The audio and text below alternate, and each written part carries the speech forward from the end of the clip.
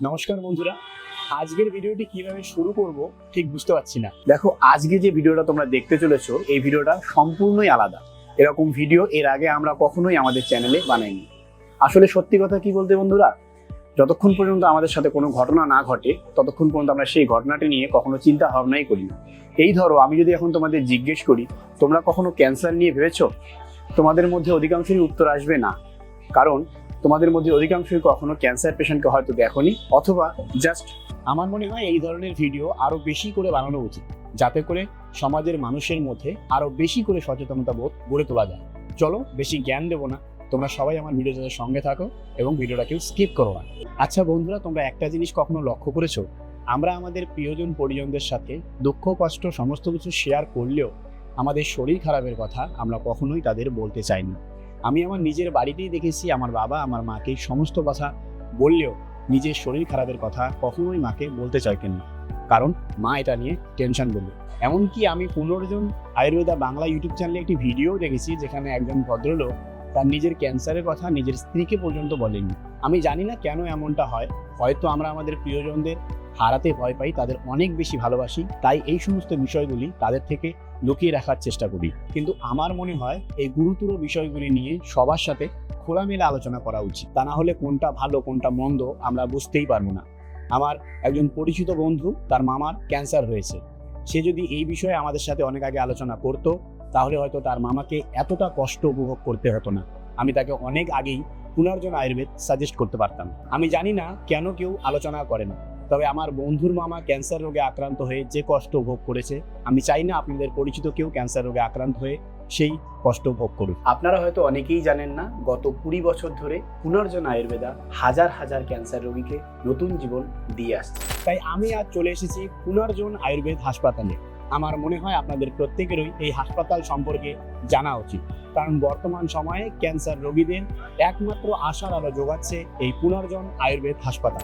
আমরা সাধারণত ক্যান্সার শব্দটা শুনলেই ভয় পেয়ে যাই, কারণ এর চিকিৎসা অত্যন্ত জটিল, কষ্টদায়ক এবং অতি ব্যয়বহুল। তাছাড়াও পুরোটা সারবে কিনা সেটা নিয়েও ভয় থাকে, কারণ ক্যান্সার আবারও ফিরে আসতে পারে। কিন্তু এই ধারণা সম্পূর্ণ বদলে দিচ্ছে পুনর্জন আয়ুর্বেদা। এখানে সম্পূর্ণ রসায়ন আয়ুর্বেদ পদ্ধতিতে ক্যান্সারের চিকিৎসা করা হয়। এটি প্রাচীন, নিরাপদ এবং কার্যকর একটি পদ্ধতি যা দেহের প্রাকৃতিক ভারসাম্য ফিরিয়ে আনে। আপনি যদি পুনর্জন আয়ুর্বেদ বাংলা ইউটিউব চ্যানেলটি দেখতেন তাহলে হয়তো আজকে আমার এই ভিডিওটি বানানোর প্রয়োজনই পড়তো না। তাই আপনাদের কাছে অনুরোধ থাকলো আপনারা একবার গিয়ে সেই চ্যানেলের ভিডিওগুলি দেখে আসবেন। আমাদের বাড়ির কাছে এত হাসপাতাল থাকা সত্ত্বেও আমি কেন এখানে এসেছি সেটাই ভাবছেন তো? আসুন প্রমাণ দিয়ে দিই। তারপরে এই পুনর্জন্ম এটা আমরা জানতে পারি ফেসবুক বা ইউটিউব থেকে, এবং এখানে এসে যোগাযোগ করি। তো আমরা একবার ওষুধ নিয়েও গেছি। ওনার আগের বলতে গেলে ওনার আগে খেতে পারতো না, মেন কথা একটা মানুষ খেতে পারতো না এবং ঘুমোতে পারতো না, মুখের ভেতর ঘা, অজস্র ঘা ছিল, ওয়েট কমে গেছিল, শরীর দুর্বল, নানা রকম সিমটম তো হচ্ছিল। তো এই মেডিসিন নেওয়ার পর এখন আপাতত ওনার খিদেটা হয়েছে, 4 বেলা উনি খেতে পাচ্ছেন, ডাইজেস্ট ব্যাপারটা খুব ভালোভাবে ওনার হয়ে গেছে এবং শরীরের ওয়েটটাও একদম প্রপার যে ওয়েট থাকা দরকার একটা মানুষের, সেই প্রপার ওয়েটটা ওনার ঠিকঠাকভাবে এসছে। ওনার যেহেতু কেমো চলেছিল রাইট হ্যান্ডে, কেমোর তো একটা সাইড এফেক্ট অবশ্যই আছে, যেটা পেশেন্টের শরীরের ওপর পুরোপুরিভাবে বোঝা যায়। তার ব্যথা, যন্ত্রণা, নানা রকম মুখে ঘা হওয়া, খেতে না পাওয়া, গা গোলানো, গা হাত পা যন্ত্রণা করা, নানা রকম সাইড এফেক্ট আছে। এইদিকে এই পুনর্জন্মের যে আয়ুর্বেদিক মেডিসিনের এর কোনো যন্ত্রণা নেই, পেনলেস একটা মেডিসিন, যেটাতে পেশেন্ট অনেকটা সুস্থ থাকে এবং মানসিক দিক থেকেও অনেকটা ভালো থাকে। তো আমি আবার রিপিট ওষুধ মেডিসিন নিতে এসেছি এবং নিয়েছি, দেখা যাক কতটা কি রিকভার হয়। কি এবারে বুঝতে পারলেন তো আমি কেন এই হাসপাতালটাকে এত বেশি প্রেফার করি? এই সব বাস্তব অভিজ্ঞতাগুলি প্রমাণ করে পুনর্জন আয়ুর্বেদা ক্যান্সার রোগীদের কাছে নতুন আশার আলো হয়ে উঠেছে। সত্যি কথা বলতে কি জানেন, ক্যান্সার রোগীদের কষ্ট দেখলে আপনাদের চোখে জল চলে আসবে, কষ্টে আপনাদের বুকটা ফেটে যাবে। এই কষ্টটা আমি খুব বেশি ফিল করতে পারি, যা আমি আপনাদের বলে বিশ্বাস করাতে পারবো। নমস্কার স্যার। নমস্কার। সুশান্ত বর্মন। আপনার নাম? আমার নাম সিদ্ধার্থ শঙ্কর মাহাতো। আচ্ছা, পেশেন্ট আপনার কি? আমার ছেলে। ছেলে। আপনার ছেলের বয়স? 20 বছর, 20 প্লাস। 20 বছর প্লাস। আচ্ছা, আপনি প্রথম কবে জানতে পারেন যে আপনার ছেলে ক্যান্সার? 25 ওটা ডিটেক্ট হয়েছিল 3 ফেব্রুয়ারি 2025। কিভাবে জানতে পারলেন? ওর জানুয়ারিতে জ্বর আসছিল, জ্বর আসতে আসতে একবার বাঁ দিকটা মানে অবসর মতো হয়ে গেছিলো। দিয়ে ডাক্তার কাছে নিয়ে গেলাম, বলছে বেল পালসি হয়েছে। যে বেল পালসির ওই স্টেরয়েড দিয়ে কিছুদিন খাওয়ার পর ওটা ঠিক হয়ে গেছিলো। পুনরায় আবার জ্বর আসে, তখন ডাক্তার কাছে আবার যাই ঝাড়গ্রামে, এবং চেস্টের এক্সরে করতে বলে। তো এক্সরেতে একটা বড় এরকম কিছু জিনিস দেখা যাচ্ছে, বলছে আপনারা বাইরে নিয়ে যান। তা আমরা ভুবনেশ্বর নিয়ে গেছিলাম। আচ্ছা, ভুবনেশ্বরে গিয়ে বলছে এটা উনি পাঠিয়েছিলেন পালমোলজিস্টের কাছে। পালমোলজিস্ট বলছে এটা আমাদের কেস নয়, আমরা দুটো টেস্ট দিচ্ছি, টেস্টগুলো করে আপনি দেখুন। ব্লাড টেস্টে ওর WBC 3,42,000 ছিল। দিয়ে আর বাকি সমস্ত রিপোর্ট এদিক ওদিক, ভালো নয় রিপোর্ট আর কি। আচ্ছা, বলছে এখানে তো আমাদের বেড নেই, এই ট্রিটমেন্ট ব্লাড ক্যান্সার হয়ে গেছে, এখানে ট্রিটমেন্ট হবে না, বেড আমাদের নেই খালি। দেন আপনারা কোথায় কোথায় চিকিৎসা করিয়েছেন? 4th ফেজ যখন চলছিল তখন ওর কেমো নেওয়ার পরে চুল সব উঠে গেল এবং প্রেশার নেমে গেল, আইসিইউতে গেল। আচ্ছা, আইসিইউতে বেরোনোর পর নিউমোনিয়া হয়ে গেল। এই করে মোটামুটি 20 দিন থেকে 25 দিন মতো কোনো ট্রিটমেন্ট ক্যান্সারের হয়নি। আচ্ছা, তারপর ডাক্তারবাবু যখন বলছে আমি আইটি করে দেবো, আইটি যখন করে দেখে তখন দেখে যে সেল ব্রেনে জমা হয়েছে 16টা সেল। তারপরে আপনারা এই পুনর্জন আয়ুর্বেদার সম্পর্কে কবে জানলেন? আমার স্ত্রী কিভাবে জেনেছে আমি জানি না, উনি জানলেন কিভাবে, বলছে এরকম ব্যাপার ওখানে আছে, তুমি যাও। তা ওখানে তো পজিটিভ হলো, তখন লাস্টে বলছে যে প্রোটোকল কমপ্লিট, ট্রিটমেন্ট কিছু নেই, কিন্তু ওটা রিল্যাপস হচ্ছে। তো বলছে নেলারাবিন বলে একটা ইঞ্জেকশন আছে, বলছে এটা নিলে কমে যাবে, ওটাও নেওয়া হয়েছে। ওটা নেওয়ার পরেও বাড়ি চলে এসেছিলাম, মানে আর কিছু হবে না, মেনটেন্যান্স ফেজ হবে, ওষুধ খাবে, কিন্তু বাড়িতে দেখা গেল মাথা ব্যথা আর বমি। আচ্ছা, দিয়ে আবার নিয়ে গেলাম, তখন আইটি করতে ওটা 3,000 হয়ে গেছে এটা। হ্যাঁ, দিয়ে ওনারা ট্রিপল আইটি করে ওটাকে কমিয়েছেন। কমানোর পরে বলছেন যে আর একটা প্রোটোকল দিলে ট্রিটমেন্ট করতে হবে। তখন আমরা বললাম যে আমাদের তো এখান থেকে আর বাড়ি মেনটেন করা সম্ভব হচ্ছে না, আমরা কলকাতা নিয়ে যাবো। ওনারা বলছে ঠিক আছে আমরা একটা দেখতে পারি, কেমনটা বলছে লাস্ট কেমো আমার দিয়ে দেখতে পারি, যদি ঠিক হয়ে যায় ওটা তাহলে বোন মেরু ট্রান্সপ্লান্ট করতে হবে। দিয়ে ওনারা কেমো দিলেন। কেমো দেওয়ার সময় জ্বর কমছে না, মানে কমছে, কিন্তু অ্যান্টিবায়োটিক কাজ করছে না। ডাক্তারবাবু বললেন যে আর বেশি দিন এর নেই, লংজিভিটি নেই, 2 থেকে 3 মাস রেডিয়েশন নয়, একবার রেডিয়েশন দিলে ওটা কোনো সলিউশন হবে না, ওটা করলে 2 মাস পরে আবার আসবে, আবার রিল্যাপস হবে। আচ্ছা, অতএব বোন মেরু ট্রান্সপ্লান্ট করে লাভ নেই, আর কিছু ওষুধও নেই, সমস্ত ওষুধ দিয়ে দেওয়া হয়েছে, পড়ে গেছে শরীরে, অতএব আর কিছু করার নেই। এনাদের কথা শুনে আপনি বুঝতে পারছেন তো ক্যান্সার রোগীরা কতটা কষ্টে থাকে এবং কতটা আশা নিয়ে ওনারা এখানে এসেছেন। এনাদের কাছে পুনর্জন মানেই ভরসা, এবং সেই ভরসার সম্পূর্ণ মান রাখছে পুনর্জন, কারণ এখানকার চিকিৎসা নেওয়ার পরই তারা সুস্থ এবং মানসম্মত জীবনযাপন করছেন। যারা একসময় নিজের পায়ে হাঁটতেও পারতেন না, তারা এখন নিজের পায়ে হাঁটতে পারছেন এবং নিজেই নিজের কাজকর্ম করতেও পারছেন।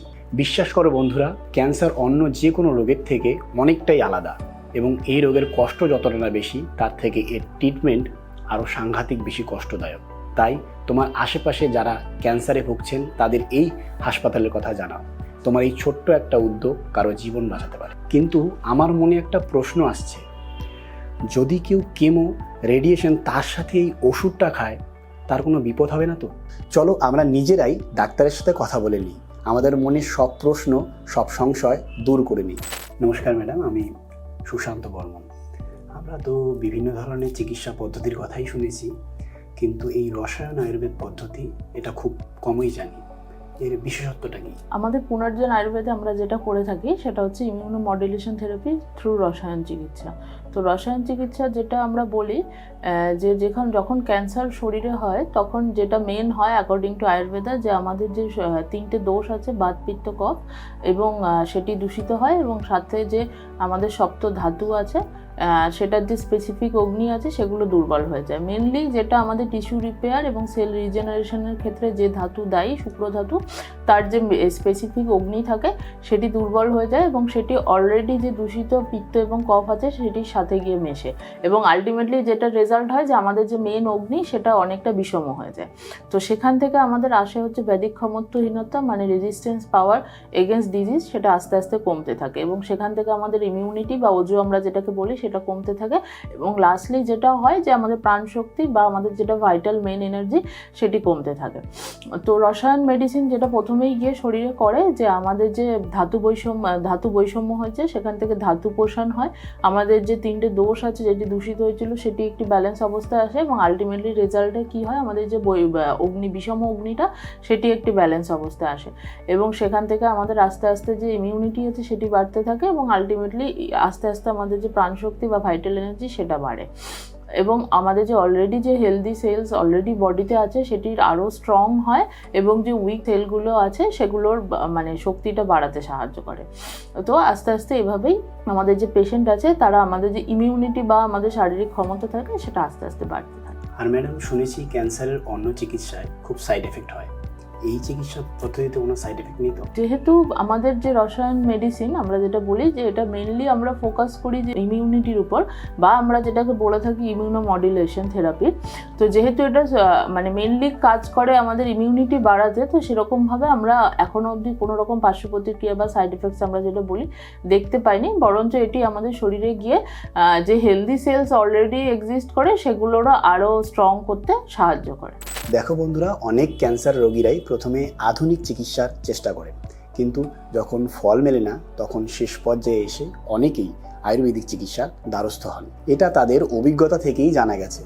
যদি শুরু থেকেই আয়ুর্বেদিক চিকিৎসা নেওয়া হয় তাহলে এর ফলাফল অসাধারণভাবেই ভালো হয়। এমনকি কেউ যদি অন্য চিকিৎসার সাথে এই রসায়ন আয়ুর্বেদ চিকিৎসা একই সাথে গ্রহণ করেন তাহলে এর ফলাফল আরও দ্রুত এবং আরও ইতিবাচক হয়। তোমার বা তোমার পরিচিত কারো যদি ক্যান্সার থেকে থাকে তাহলে স্ক্রিনে থাকা নম্বরে রিপোর্টগুলি পাঠিয়ে দাও। তারা রিপোর্টগুলি পরীক্ষা করে খুব অল্প সময়ের মধ্যেই অ্যাপয়েন্টমেন্টের ব্যবস্থা করে দেবে।